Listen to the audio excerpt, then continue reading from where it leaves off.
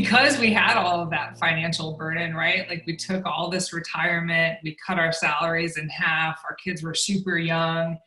Those early days were hard. They were really hard. We remember, arguing about finances and how are we going to pay the mortgage, and, every sale mattered. So we would take on opportunities that, eventually weren't good for the core of our business. But, we just tried really hard in those early days to remind ourselves why we decided to take this risk to begin with. It's because we wanted a different future for our family. Yeah. We wanted to be able to have freedom and autonomy in our work eventually. And we had to keep going back to that. And, there was one time early on in the business, like we were just buried in all this stress and pressure. And I don't even remember the contract that we sold, but it was like kind of a big deal at the time.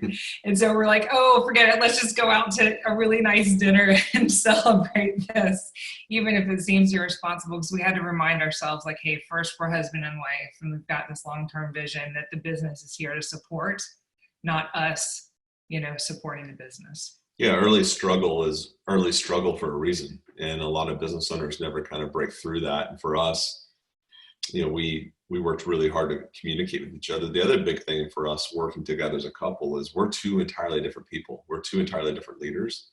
And we've now, in the first year, we had to kind of work through that, and in the first couple of years, but now we know the lanes that we need to remain in from a leadership standpoint. And then we default to each other in those other areas. So it just works really well when you understand the strengths and the weaknesses of the person that you're married to that's also, 50-50 with you in the business.